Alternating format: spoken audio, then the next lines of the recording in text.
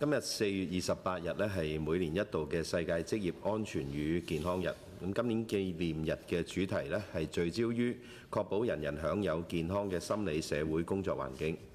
國際勞工組織強調，職場安全唔單單係涉及生物、物理、化學等層面，更加係涉及到僱員嘅精神健康層面。呼籲社會係關注僱員嘅心理健康，構建促進僱員身心健康嘅工作環境。經濟社會嘅快速發展，尤其係數字技術嘅應用呢，令到不論係公共部門定係私人企業嘅僱員呢，都係面臨住持續上升嘅工作量以及工作壓力。近日呢，本澳亦都有研究指，建築業僱員嘅生活質量顯著受到睡眠障礙、痛症以及係焦慮情緒影響，反映身心健康等等嘅因素呢，已經嚴重影響到僱員嘅生活質量。本人建議政府同埋社會各界喺關注傳統嘅職安健領域危害之外，亦都要同樣重視僱員嘅身心健康。我哋應該各個方面一齊去採取有效嘅預防措施，透過完善工作組織管理方式，例如建立良好嘅工作溝通、交流、反饋機制，持續優化工作流程，合理安排工作量以及工作時間，建立科學嘅激勵機制等等，創造友善嘅工作環境。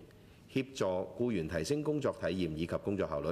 既可以為企業創造更加大嘅效益，亦都可以為僱員減少焦慮，促進身心健康。本澳即將進入風季，當局早前預測今年約有5至8個熱帶氣旋影響澳門，數量正常至到偏多。同時預測今年雨季嘅累積降雨量亦都屬於正常至偏多，並可能出現極端嘅強降雨過程。近年受到全球氣候變暖影響咧，極端天氣事件係頻發嘅，對於僱員人身安全造成影響。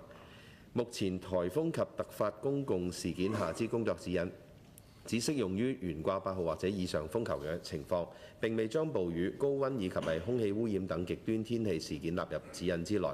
本人建議當局適時檢討指引嘅成效，將不同類型嘅極端天氣事件係納入指引之中，更加好保障返我哋各行各業僱員嘅安全。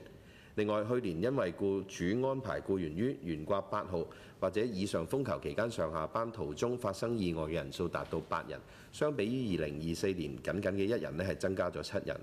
建議政府推動僱主加強僱員喺颱風期間上下班嘅安全保障，除咗為僱員購買相關嘅勞工保險之外，亦都應該要考慮提供專車接送、適當嘅休息時間以及地方安排等，保障僱員嘅工作安全。近年，當局持續完善職安健法律法規以及工作安全指引，加強職安健巡查宣傳，整體工作意外嘅形勢係有所改善嘅，但係嚴重工作意外仍然頻發。去年工作意外死亡人數達到9人，較2024年係增加咗4人嘅。上個月來港碼頭不幸亦都發生咗1宗致命嘅工業意外。本人希望當局持續改善各行業職安健法律法規，加強巡查同埋宣傳，推動僱主加強工作場地安全管理，亦都要增強各方面嘅責任意識同埋安全意識，透過勞資政3方嘅合作，避免工作意外嘅發生。另外，工作意外及職業病所引致之損害之彌補之法律制度實施至今已經超過30年，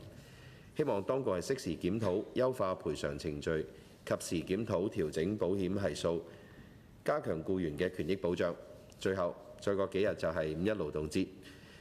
本人喺呢度向所有嘅勞動者致以節日祝賀以及最崇高嘅敬意。多謝。